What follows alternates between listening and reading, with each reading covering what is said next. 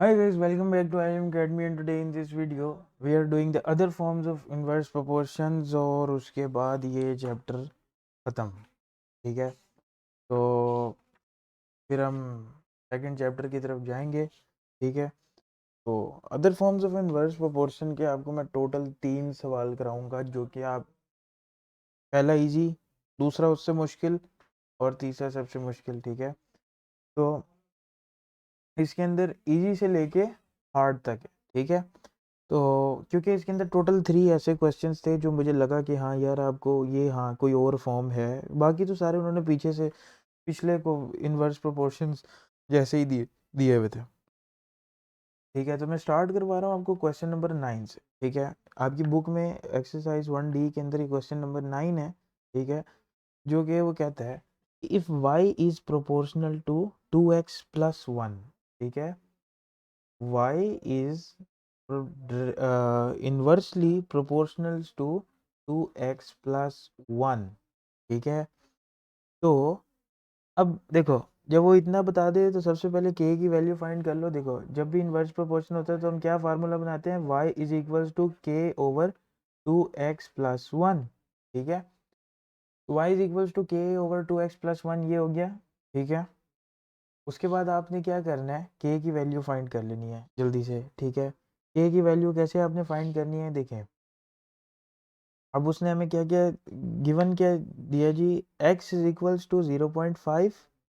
ठीक है, जबकि उसने y कितना दिया है हमें, ओ सॉरी, अच्छा वो कहता है कि जी and the differences in the value of y when x is 0.5 and x is equals to 2 is 0.9। ठीक है, अच्छा उसने दो वैल्यूज़ आपको ना x की दे दी हैं। वो कहता है कि पहले आप x ज़ीरो, इस फार्मूले के अंदर x की जगह 0.5 लगाएं, फिर इस फार्मूले के अंदर x की जगह 2 लगाएं, फिर उसको आप इक्वल रख दें 0.9 के। ठीक है, तो स्टार्ट करते हैं हम। ठीक है, और फिर उस चीज़ को जो है ना हम इक्वल रख देते हैं 0.9 के। डिफरेंस निकालना है ना दो चीज़ों का। ठीक है, तो सबसे पहले हम क्या करेंगे, उसने x की वैल्यू दी हुई है तो ऑब्वियसली y से y is equals to y को y रहने देंगे k ओवर 2। अब यहाँ पे जो मैं x की वैल्यू ले रहा हूँ जो उसने पहले अभी दी है, जिससे आपने फाइंड करना है, वो है x इज इक्वल्स टू 0.5। अभी मैं 0.5 की वैल्यू फाइंड कर रहा हूँ, 0.5। ठीक है, तो 2 मल्टीप्लाई बाय 0.5 प्लस 1। ठीक है, ऐसे ही है, तो y इज इक्वल्स टू आप ये कर लोगे। ठीक है, तो आपके पास जो k की वैल्यू है वो कितनी आएगी, वो फाइंड करने के लिए हम क्या करेंगे जी, हम ये करेंगे कि इसका खोल लेते हैं कैलकुलेटर। ठीक है, और कैलकुलेटर में कैलकुलेट कर लेते हैं जी, 2 मल्टीप्लाई बाय 0.5। ठीक है, या आ गया आपके पास 1, और 1 के अंदर प्लस 1 कर लेते हैं, जो कि आपके पास आ गया 2। ठीक है, तो y की पहली वैल्यू क्या निकली है, k डिवाइडेड बाई 2। पहली हमारे पास वैल्यू ये निकल आई। दूसरी के अंदर अब हम क्या करेंगे, अब हम लेंगे x इज इक्वल्स टू, उसने दूसरी में हमें क्या दिया हुआ है 2। ठीक है, तो अब हम 2 लेंगे और उससे देखेंगे कि y की वैल्यू क्या निकलती है। तो फिर से लगाते हैं y is equals to k divided by 2, और यहाँ पे इसने 2 दिया हुआ है, 2 और प्लस 1। ठीक है, तो y is equals to k by 5 हो गया। ठीक है, अब एक जगह पे हमारे पास y is equals to k by 2 और ये, अब उसने क्या है कि इन दोनों का जो डिफरेंस है ना वो 0.9 के इक्वल है। ठीक है, तो डिफरेंस का मतलब क्या होता है, माइनस। ठीक है, तो k बाई 2, ठीक है, minus k by 5 is equals to 0.9। ये आपने करना है इस क्वेश्चन के अंदर। ठीक है, तो ऑब्वियसली अगर ये ऑड नंबर्स नहीं है, इवन में आते हैं, तो आपने ये करना है कि इन दोनों को मल्टीप्लाई कर देना नीचे वाले डिनोमिनेटर्स को, तो वही आपका एलसीएम होगा। तो 5 2 10 होता है, 10 आपका एलसीएम है। ठीक है, और इधर आपके पास आ गया जी 2 5 10, ये 5 के आ गया, माइनस 5 2 10, ये 2 के आ गया, इज इक्वल्स टू 0.9।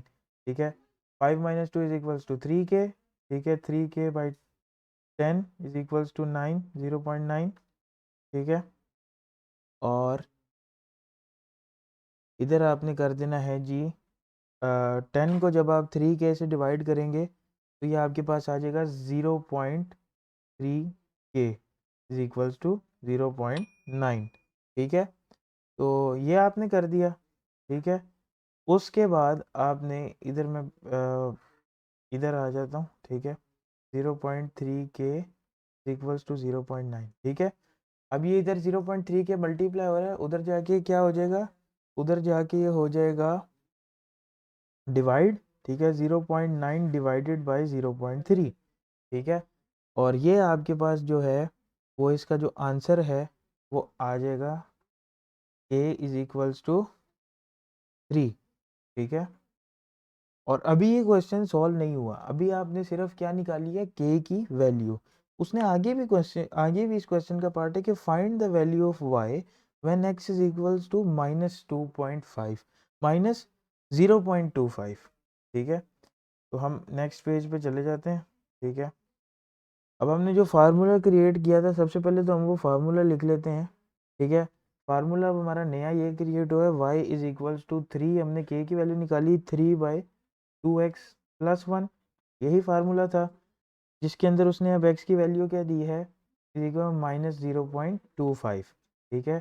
तो आप ये लगा लें 3/2 मल्टीप्लाई बाय -0.25 + 1, ये आपके पास आ जाएगा, इसको हम कैलकुलेट कर लेते हैं, ठीक है।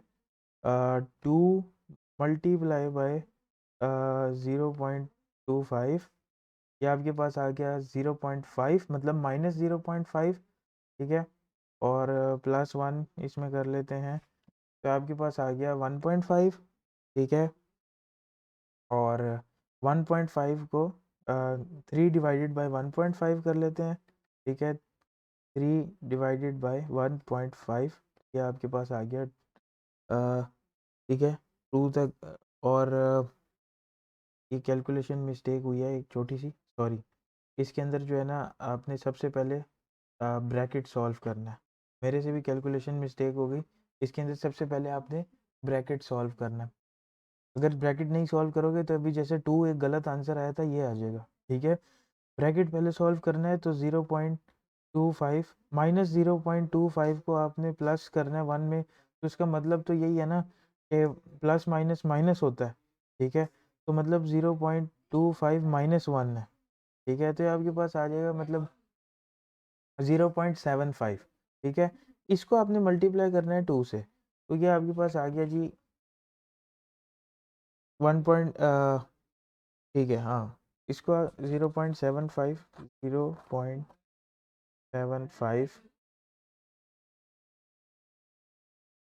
मल्टीप्लाई बाय, ओ सॉरी, हाँ, मल्टीप्लाई बाय 2, ये आपके पास आ गया 1.5। हाँ, इसका आंसर 2 ही आता है, ठीक है। तो ये जो आपका y है, y इज इक्वल्स टू आपके पास कितना आ जाएगा, मैंने सही निकाला है, y इज इक्वल्स टू आपके पास कितना आ गया, 2, ठीक है। तो ये तो हो गया आपका पहला जो है वो क्वेश्चन, ठीक है। अब जो आपके पास सेकेंडली आता है वो आपके पास आता है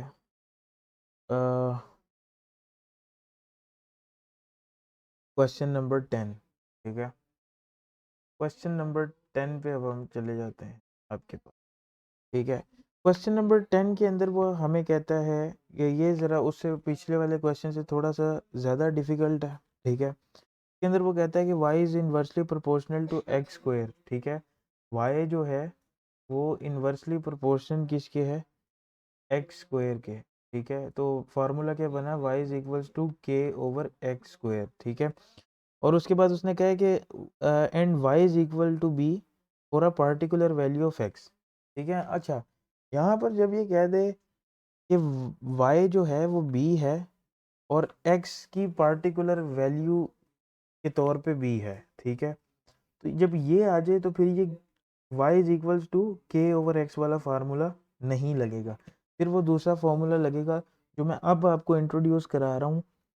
वो क्या होगा, देखो हमें एक्स स्क्वायर दिया हुआ है ना, एक्स स्क्वायर मल्टी, और ये नीचे जो है ये है x2, ठीक है, मल्टीप्लाई बाय y2, ठीक है, is equals to x1 multiply by y1, ठीक है। अब देखो, अब x1 उन्होंने दिया हुआ है हमें, क्या दिया हुआ है, x1 उन्होंने हमें x ही दिया हुआ है, ठीक है, और y1 उन्होंने हमें क्या दिया हुआ है, y1 उन्होंने हमें b दिया हुआ है, जो कि उन्होंने कहा ना कि y is equal to b for a particular value of x। आगे उन्होंने कहा कि find the expression in terms of b when for y when this value of x is tripled.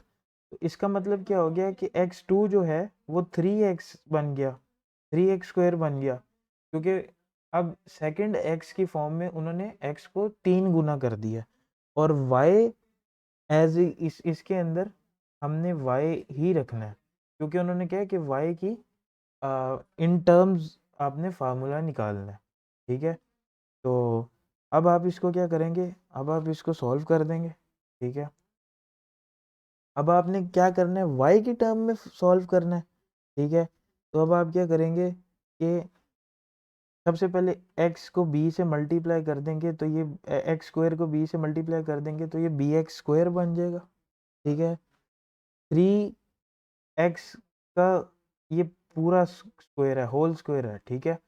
तो 3x होल स्क्वायर क्या बन गया, 9x² multiply by y, ठीक है। अब ये क्या हो गया जी, 9x² इधर y से मल्टीप्लाई हो रहा है, उधर होके जाके क्या हो जाएगा डिवाइड, तो bx² डिवाइडेड बाय 9x², ठीक है। अब देखें, अब x² से कट गया, तो आपके पास क्या रह गया, y is equals to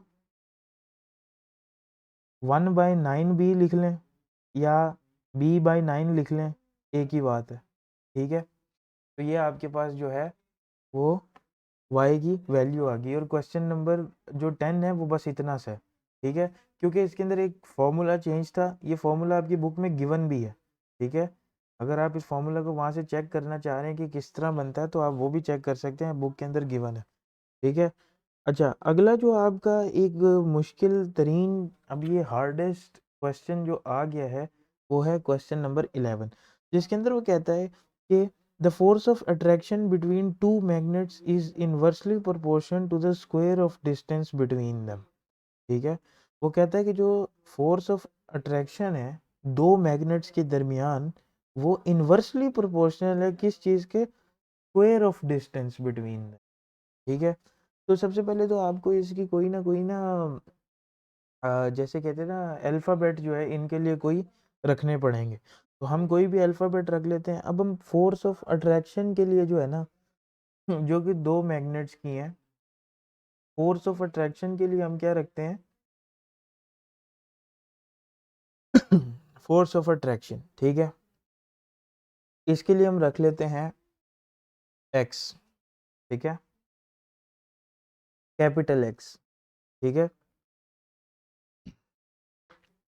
to magnets is inversely proportion, okay. और ये किस चीज़ के अंदर है, ये है फोर्स ऑफ अट्रैक्शन। अब फोर्स ऑफ अट्रैक्शन का एक वो होता है, मेजर होता है, जिस तरह डिस्टेंस का मीटर्स होता है या किलोमीटर्स होता है, फोर्स ऑफ अट्रैक्शन का एक मेजर होता है जिसे कहते हैं न्यूटन। तो मैंने ये क्या, ये उसका मेजर लगाया आगे कि न्यूटन के अंदर मेजर किया जाता है, ठीक है। और डिस्टेंस बिटवीन टू मैग्नेट्स को जो है वो हम रख लेते हैं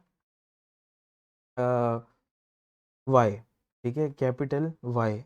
और ये हो गया सेंटीमीटर्स में, क्योंकि सवाल के अंदर सेंटीमीटर्स दिया हुआ है तो मैंने भी इसलिए सेंटीमीटर्स में कर दिया, ठीक है।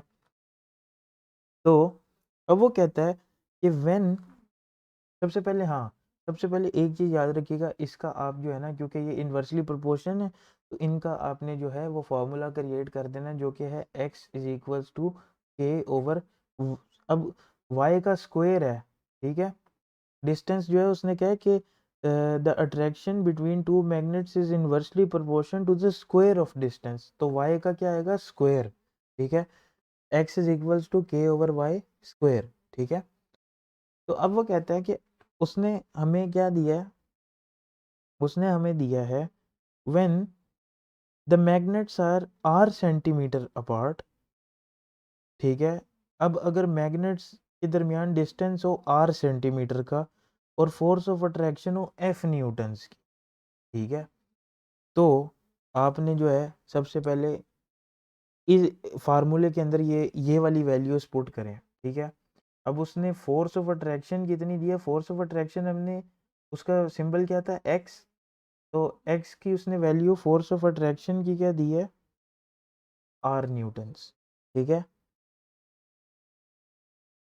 ओ सॉरी f न्यूटन्स, r नहीं दी, r डिस्टेंस, और डिस्टेंस जो कि हमने y लिया था उसका उसने r दिया, ठीक है।